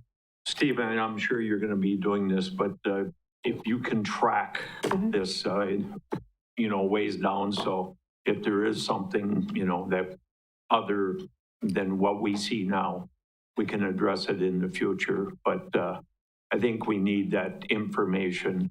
I stand by supporting this, but if you could do that, please. Yeah, and we can measure it, in any way possible. I know that from the August trial period, what we did was maybe not real scientific. I know somebody stood at this podium once and questioned how that was done, but was simply, the number of people coming to the front door on Friday afternoons. We can see that in our cameras, and the number of calls that came in through the switchboard on Friday that were not answered. They went to various places. We were able to track the volume of calls and the number of people at the front door. Now, that may not tell the full story. If there's other information you want as we go along to give an idea of how many people are trying to get a hold of us on Friday afternoon and can't, I'd be glad to try and find that. We'll do whatever you'd like to see within reason that we can pull together. Mr. Hendler. Thank you, Council President. I voted against this activity itself. I've been in this business for 32 years, and I think people become very creative when given an opportunity to be creative. And I happen to be in the, don't get me wrong, I don't drink, but I was in a liquor department of festival on a Friday afternoon, and lo and behold, I ran into one of the employees of the institution, and he was very apologetic. He was a male, very apologetic. I said, hey, you do what you think you need to do, and that's it. But I just think we're setting a bad precedence for this. We're not really serving the people who pay our salary. And I'm going to have to be opposed to it again. Thank you. Mrs. Spiro. Okay, I'm gonna just say a couple things. I disagree with Alderperson Wagner on a couple of different points. I do believe we've been expanding our services. Those are all via online access. People have service to more things after the hours of 4:30 than they ever have before. All they got to do is go on the website. They can do a lot of stuff. So we've been expanding our services for years. We've been doing it in a very progressive way. And it's much like any other business. Most everything can be done online. That was my first thing. Secondly, I do think it is somewhat about the employees. I think that a 50% turnover, nearly a 50% turnover in our streets department over the past year proves that those statistics you mentioned may not be correct anymore. I think it is a free benefit. It didn't cost us anything to give a little bit of a boost to the employees. It was literally free. People are still working 40 hours, so all the taxpayers are still getting what they're paying for, and everybody's accessible. You can leave them a voicemail if you need, if the only time available is on a Friday afternoon, and you call here and you need somebody to stay on a Friday afternoon, I can guarantee you that somebody in this city will meet you Friday afternoon for the appointment that you need. So I am going to continue to support this. I think it is like I said, a very cost-effective benefit that we can offer our employees, and hopefully it will help us draw in more candidates when we have open positions. Mr. Witzel. Thank you, me again. I'm really on the fence on this one. I was for it when it first came up. I'm really on the fence. I'm listening to the debate that's occurring, and I'm trying to decide what button I'm going to push in a minute or two. But I guess a couple of quick things again popped into my head. I said I had a lot of stuff rattling around. Last year, we had to collect taxes. How did we collect those taxes? Well, a variety of ways. That was during COVID, so we, kept people from coming in here and paying in person for that very reason. That's when we had a lot of our employees quarantined or out of service. But we have the drop box out front. I'm going to forget some of the various means we have. Obviously, people can mail them. We get receipts back within, a very short period of time. I'm going to look out to people who are going to know that there's other ways. Online, thank you. This is what happens when you stand at the podium and you kind of blank out for a second. But I don't know that we had many complaints. I know we have people who always want that personal touch of coming in to pay taxes. There's always folks who would like to come in December and get a receipt handed to them. But with the multiple ways we had to do this, and I think there was a bank that had a drop-off for it as well. We provided receipts in a timely manner, and life went on. So how many did we actually take in person for payments? I don't think any. Okay. Because we prohibited that. Again, December was the worst time last year into January for COVID, and this building was actually closed to the public for a lot of that time. Okay, and we actually closed City Hall twice, did we not? We closed it early in 2020 for a period of time, and then we closed it again in the fall, winter. We may have, yeah. It seems like we did. So we shifted a lot of our work to online. Did we find that as we reopened the doors that online shifted back to in-person, or did we retain a business? I don't hear from department and division heads that we saw a lot of traffic back into the building as a result. I'm not saying that there wasn't some. I'm kind of looking at faces right now, but I get the impression that a lot of people's behavior, at least quite a bit of it, actually changed during that time, realizing that they could get permits and licenses and do other business from home. Okay. And I just have two more things. I've heard the comment that if we want a weekend project to work on, we can't meet with somebody Friday afternoon to get whatever we need to get done with that project. And it seems to me as though there's been a reference to more projects happening fall and winter than in summer. But is that true? I mean, do more people come in for permits? You're talking building and those types of things. Josh, would you mind maybe addressing that? No, our primary time for building permits are going to be in the summer when we get those projects in. And Ms. Spiros was absolutely right. We do have an online portal now for building permits. We're about to have that for licensing and with the clerk's office. So I do think we're more accessible. And with regard to whether people are coming in back to normal levels or not, but we also implemented Evolve in January 1 of 2021. So that new software has helped us keep up with the public demand, and we see a lot less traffic than we did before COVID. Okay. I guess I just have one last comment. You know, it was a couple of years ago that we sat here and debated whether or not we should shift the hours from 8 to 5 to a 7:30 to 4 or 7:30 to 4:30 timeframe. And I was opposed to that because as a person who's working from, 7 to 4 or 7 to 4:30, it was very difficult for me to get in. I needed to see somebody. But yeah, we did it. And I think people have made adjustments and I think it's been fine. I guess with that in mind, it seems as though, giving some uninterrupted work time at the end of a Friday with the possibility that if somebody has their time in by that time that 1, 2 o'clock rolls around and they want to sneak out a little early to head to grandma's house for Christmas, I guess I don't really see that that's a significant hardship with a lot of the information that you provided. Thank you. Are there any further comments? Yeah, and I don't know how this vote's going to go. I just want to remind everybody that when I came forward in mid-September, it was really to give a report on the 4-week trial period. I wasn't recommending anything that night. In fact, my intention was to come back 2 weeks later if the council found everything to be in order and request that we do that for the entire summer of 2022. It was never a thought in my mind that we were going to do it year round.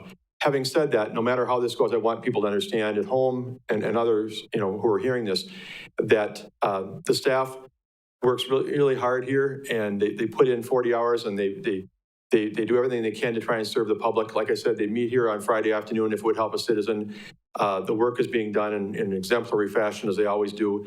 And they did appreciate very strongly the consideration that was given and the vote that was taken. So I'm not suggesting that they are beholden to that, but I think that it really showed a consideration for them that's been appreciated, and we respect that. And they, like I said, they do great work and they do it day in, day out. Okay, I don't see any further comments, questions. The motion is to ratify the action that was taken at the previous meeting regarding closing City Hall to public on Fridays at noon. All those go ahead and vote.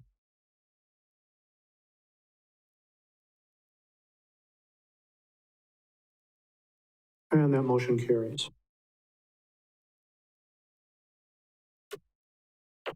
Item Q is the assessed value for the 2022 budget for the final statement of assessment from Wisconsin Department of Revenue. You want to start? Presented by Mr. Bart. Yeah, I'm going to let Ron start and then I'll come back. All right, thank you. So there's really 3 parts to this presentation, and they'll be brief. The first is I want to recap the auditors gave because I think at the last meeting, Tom Witzel was asking, where are we at? So I think I can put that a little more succinctly than the 128-page audit report. The second part, Steve's going to talk about our assessed value, what came in as actual, and a recommendation for what to do with that. And then the third part is I just want to summarize the adjustments that'll be made to the budget. And I'll include one more that's really not a spending increase. It's more of a strategic budgeting to make sure that we qualify for our expenditure restraint program every year. All right, so from the 2020 audit, where the numbers get a little confusing is when the auditors are talking about adjusted budget, budget resolutions, debt service versus general fund. When I look at it, to make it really simple, I just combine the debt service and the general fund together, because really if there's a deficit in one, the other one owes it. So the way I look at the recap of the 2020 year is that we had originally budgeted a deficit of $709,000 between the general fund and the debt service fund. In actuality, the combination of those funds actually increased about $100,000. And that's after some pretty significant one-time items. We had transferred $146,000 to the taxi service to catch up on some local share. We had the TID 7 audit, where we had to pay back $175,000 into TID 7 as a result of that audit. There was about $200,000 of the recent budget resolution for the police union grievance that occurred in 2020. And then we had a second TID audit, TID number 5, where we paid back $25,000 to TID 5 because of that audit. So even including all those things and a budgeted deficit of $700,000, the fund balance of our general fund and debt service actually went up $100,000. So that's good considering all the issues we had. The other part we talked about is the percentage of the fund balance. So our policy is that our unreserved, or also known as our spendable fund balance, shall be between 25 and 30% by policy. In 2018, it was under 11%. This year, it's close to 19%. So we are definitely trending in the right direction there. And that's, again, combining general fund and debt service, because those are kind of interchangeable. And I kind of want to talk a little bit too about where the advances come in. So if you're kind of new to the council, where the advances come in is when we kind of pulled apart all the TID items. What should have been happening is the TIDs should have been borrowing money to fund their projects. They weren't. So essentially the general fund was floating them a loan for all that. So that's what's called an advance right now. So we have a chunk of our fund balance that's non-spendable because it's really just an IOU from the TIDs. So when the TID pays us back, it automatically is going to generate some spendable fund balance and get us back into compliance with our policy. So regardless of what else happens, our TIDs are doing so well, they're going to be paying that back. So one example is that this year in 2021, TID 5 alone will pay back about $800,000 of that advance. So that's going to bump our spendable fund balance up 4%. Just that. Nothing else happens. Just by them paying it back, that's going to increase our standing there. So kind of a recap of where those were at is when we first put together the list, those advances were almost 4.2 million. In the audit, right now they're about 2 million, and at the end of this year, it'll be about 1.2 million. So those are coming down quickly, they'll go away. So we are really on track to kind of get back in compliance with our policy. So that, any questions on the audit, our kind of our current financial standing before I turn it over to Steve to kind of talk about some of the budget options? Any questions? Don't see any. Okay. Thanks, Ron. Well, again, you saw the email end of last week. Good news that the assessed value increases more than we expected. The budget that we brought to you initially was based upon the following: 2.5% increase in the tax rate, and a 1% increase in the assessed value, which was an estimate. The growth in the equalized value is about 5%, but as we've seen in the last couple of years, the growth in the assessed lags behind that number. So we were hopeful that it would be more than 1%, but we weren't sure. Came in at 2.09%. Wonderful news. And as a result, we have some better things to talk about here. Having said that, we're still doing deficit spending. I think Ron made that very clear. The budget that was presented to you had $500,000 of general fund reserve balance used for the general fund deficit, and then about $130,000 for the debt service. So We were taking less from general fund reserves than in the last year, but still, it's uncomfortable to be dipping in that way. So it's in violation of our fund balance policy, and we're dealing with our credit rating and some of those kind of things. And the final tax rate, I say final, the tax rate that was proposed is $10.51 per thousand of value, up from $10.25 the previous year. Now that we have this better situation coming from the assessed value, that actually comes in at about, I think, 200 and, I had the number in my head a minute ago, 280,000, or what was it? Yeah. 230. I'm sorry, $230,000 of additional revenue from that tax rate as a result of the assessed value. We have three choices, as always, what to do. This comes up every time that there's a difference between what we propose and the value goes up or down, how we handle it. One is to reduce the tax rate increase from 2.5% to some other number. One is to use it for additional spending, for additional projects, maybe things that were trimmed back or things that you would want to see. And the third is to reduce the use of fund balance applied. In a situation where we weren't using much of any fund balance applied to balance the budget, I would suggest that the first two are viable options, given the fact that we're using $600,000 of general fund balance to balance the budget that we gave you. What city staff is recommending is that we use that additional funds to reduce that to about $390,000 of fund balance, which would be a lot closer to the $350,000 that we were hoping for. We were hoping to cut it from just over $700,000 to $350,000 from last year to this year as part of our continued approach to not have to be borrowing from ourselves, if you will, dipping into fund balance to balance the annual budget. And that would seem to be the most prudent way to handle that additional funding as we see it. But it's your call as to what you want to do with that. Mr. Fisher, I see you have a motion, but would you be willing to wait until the presentation's over to make that motion? That's fine. No, I didn't have anything to add to that. Obviously we recommend reducing deficit. We are an inflationary economy. We're still deficit spending. We're still down one credit rating grade. Everything's trending in the right direction. And I think this gets us to the point where we can realistically hope to balance the budget next year and be back in compliance with our fund balance policy. Okay. Mr. Fisher, your motion. I am going to make a motion. There we go. I'm going to make a motion to approve use of additional assessed value growth to reduce the budget. Okay, and Mr. Hendler seconds that. And Mr. Wagner, you have a comment. Didn't you say that we were back at about 19% before this? And if we use this money to reduce the amount that we're taking out of the fund balance, how much will it increase our fund balance? From 19 to what? 21, 22, something like that?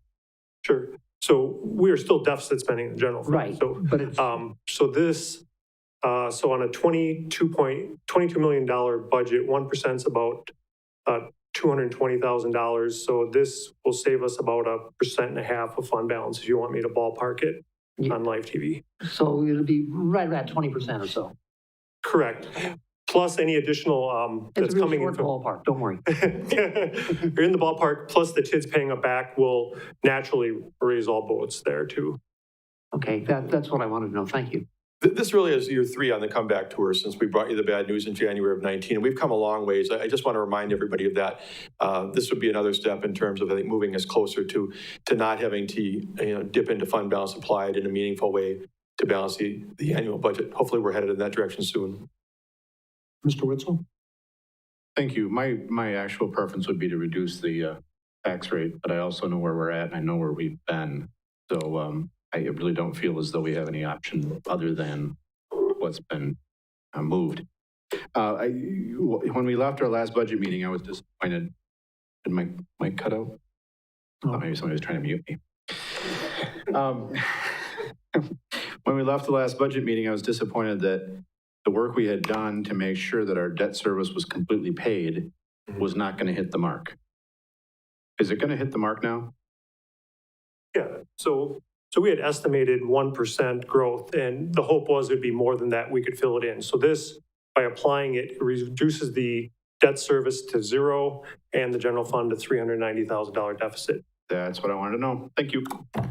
And Mr. Buskey.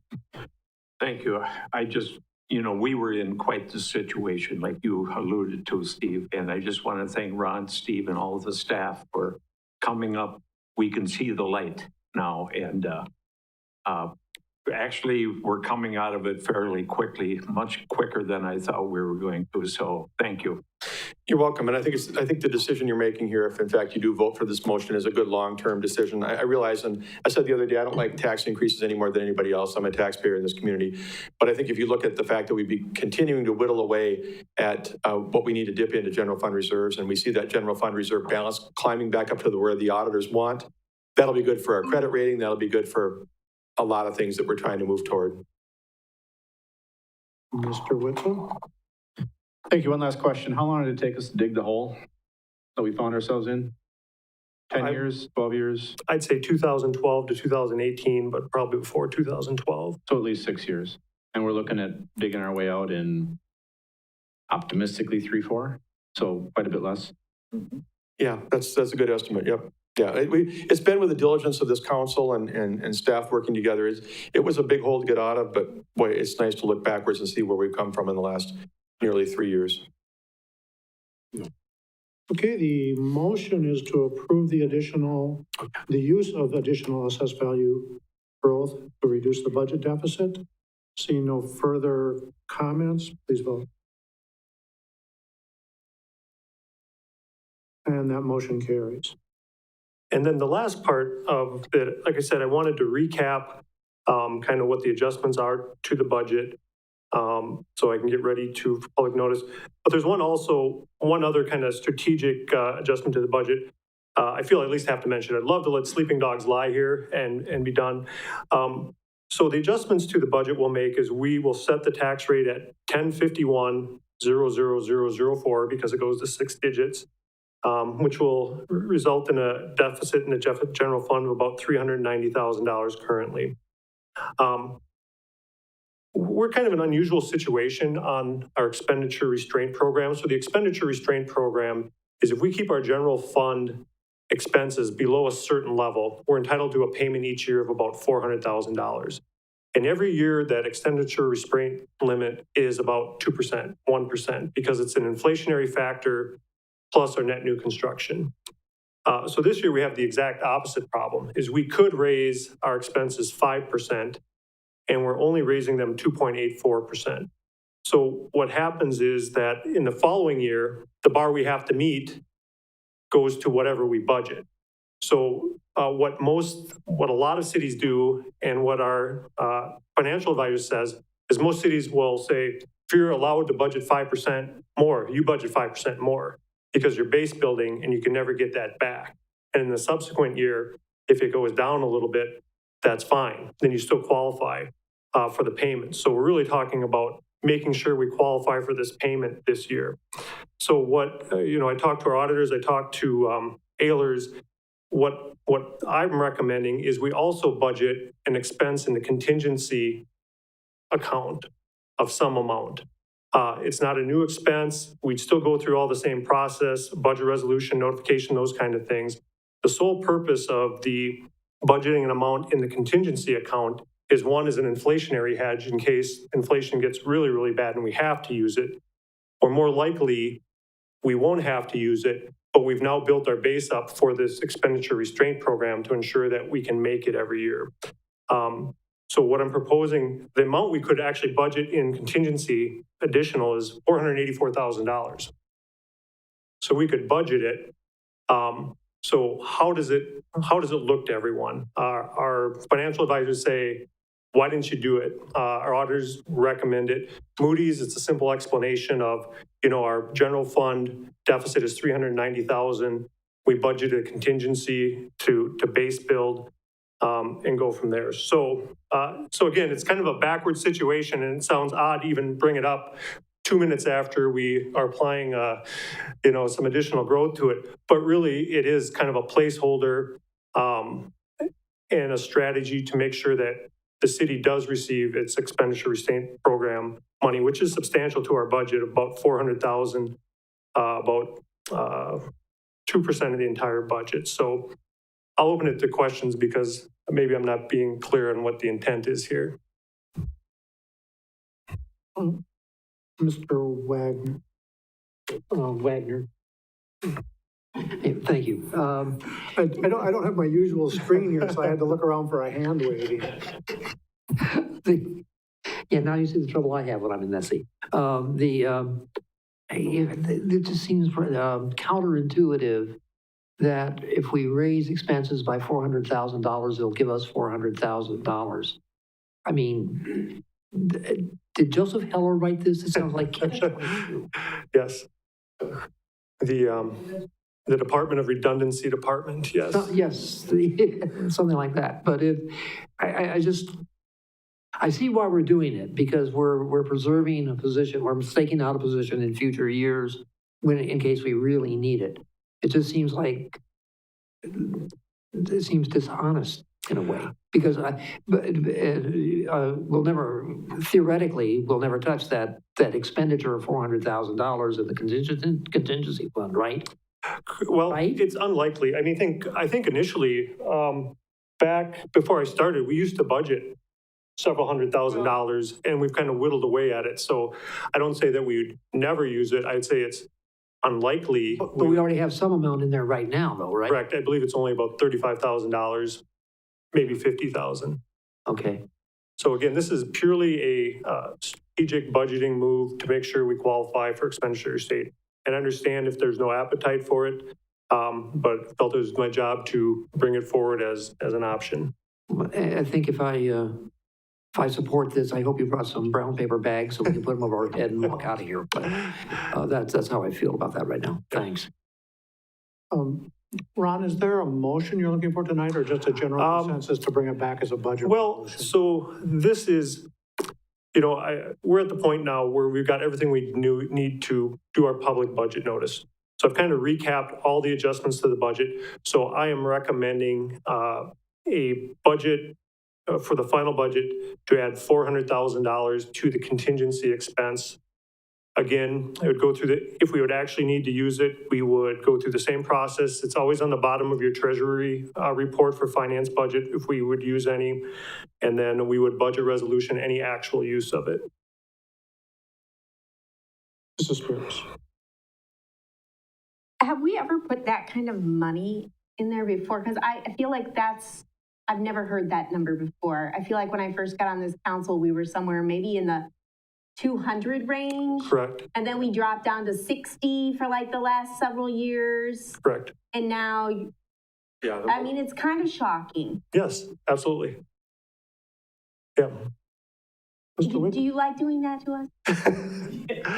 No, I said I wanted to let sleeping dogs lie, but it's in our best interest to kind of preserve our flexibility to qualify for this payment. And that's the entire But we've intent. always qualified for it before. Correct, but we've never left money on the table per se like we are now because the amount we've been allowed to increase has only been 1.5%, 2%. So we've never been in the position where now the allowed amount so far exceeds our actual that we're even talking about it. So it's kind of a unique situation. Ron, maybe you could explain this, because this might be what some people are thinking, I'm not sure. But, our general fund expenditure increase is 2.84%. If we suddenly make contingency $400,000, does that not make our general fund expenditure increase 7.3% or something else? So we're capped at 5% of what we could expenditure increase. So right now in the budget, we have a 2.84% increase. By adding $400,000, it puts us up to about 4.5%, comfortably below our limit for the expenditure. So we qualify for the payment. We have a higher bar. And maybe what I'm not explaining is next year's limit starts off at whatever we budget this year. So if we budget at 2.84%, we start here. If we budget more, we start here and can have flexibility.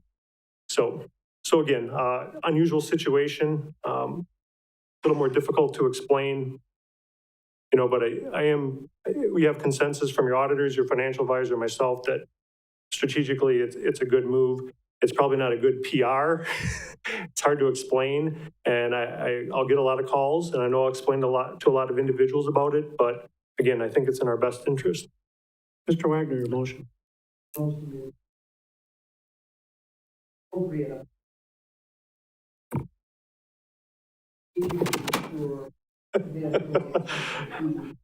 Well said.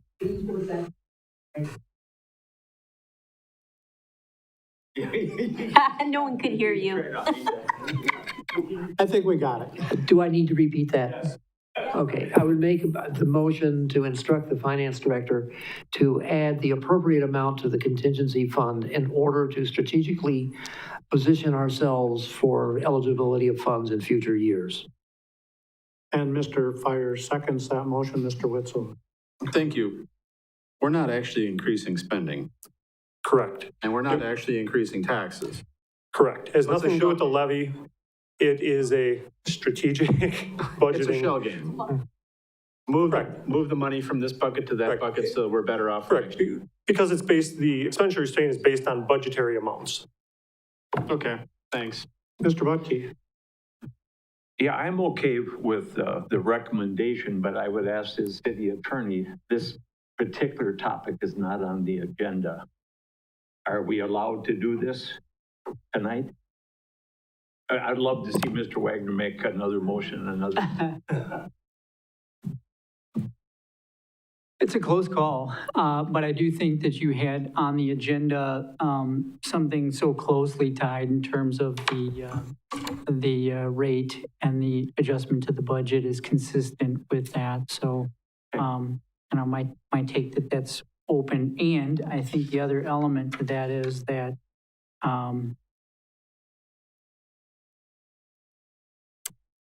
I mean, there's no restriction. One of the issues that we had with somebody coming in and objecting to our last agenda was that there was information, no action anticipated. Somebody could look at this and anticipate that there was going to be additional budget.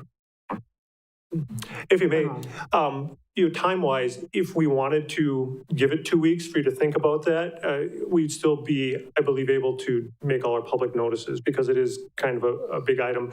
And I apologize for the lateness, but it's something I can't calculate until the absolute last second. So if we want to take that route, we'll put it on in 2 weeks and vote on it specifically. Mr. Fisher. Thank you, Council President.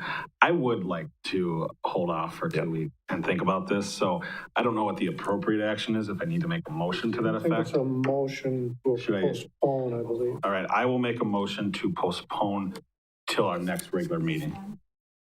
Okay, fine. Everyone's yelling at me. I will make a motion to postpone for the next regular meeting. And Mr. Witzel, you have the second on that? Okay, is there discussion on that motion to postpone it?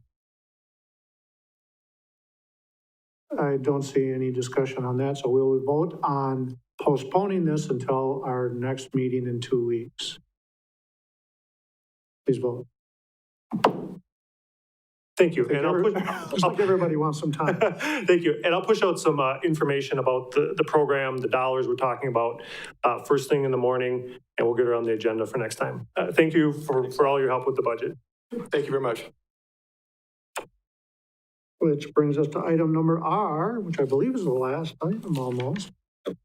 A request to appoint David Patton of 1512 East 25th Street to the Fire and Police Commission to complete a vacant term ending in April 2024.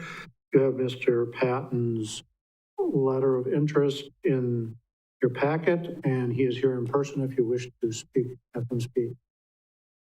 Mr. Fisher. I would like to have him come and speak, so unless you have any objection. No, I don't.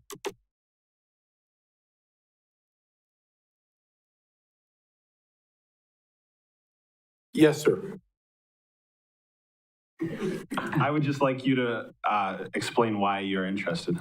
Sure. I moved to this community back in '97. I raised a family here. I worked for the fire department for 23 years, retiring. I've enjoyed every minute of it. Once I retired, I became bored and wanted to continue that kind of service with working with people. Therefore, I became a deputy coroner for the county. And when this came up, I thought, sure, why not? This council and that commission has really come a long way. When I started here 23 years ago, 25, it would have been unheard of to appoint a retired firefighter or a police officer. And I think both of us can provide input, information. I don't think you'll see any favoritism. I think for me personally, all my choices will be based on knowledge, informative decisions. I hope to continue to have open dialogue, not with just the other commissioners, but with all of you and both bargaining units, if that's what it takes. I know in the past there's been some turmoil, and I'm hoping to resolve that. I just think sometimes there isn't a lot of communication, and that's what I hope to establish. Mr. Wagner. I remembered to turn on the mic. Thank you, Mr. Chairman. Dave, I've known you for a few years, and yes, sir. And I'm pleased to see that you've been nominated. You am I mistaken? Aren't you now officially the coroner for Wood County also? Yes, sir. Okay. It's good to see you in yes, these. I hope to never see anybody here in my other job. One of the things I know we'll be wanted to have look into is make sure there's no conflict between that job and your appointment here, but I don't think there is. No. And I wanted to make sure of that. Also, just if I hope you're not coming to this job with the idea of any particular agenda after all we've been through in the past year and a half or so. This council no, sir. We don't want any more. We basically, I would hate to face another controversy like that. So, Dave, I hope that everything works well, and we'll be seeing you in 2 weeks. Thank you, sir. Mrs. Spiros. Hi, Dave. I don't know if you recognize me, but I recently met you. Yes, I did. We see each other a lot. Yes. And I just want to know, are you going to bring donuts? Yes, ma'am. Okay, that's it. That's it. That's all I wanted to know. I don't see any more questions, Dave. Thank you for your time. Thank you. There's no action required at this time unless you want to suspend the rules. Final action will be scheduled for our November 8th meeting. Item S, suggested items for future agendas. Okay, we already have a number just from this meeting, so item T would be a motion for adjournment. Mr. Witzel and a second by Mr. Varsho. Vote, please. I can't believe that somebody. Mr. Bucky, you want to start? Yes. Oh, imagine that. Motion carries unanimously. We're adjourned.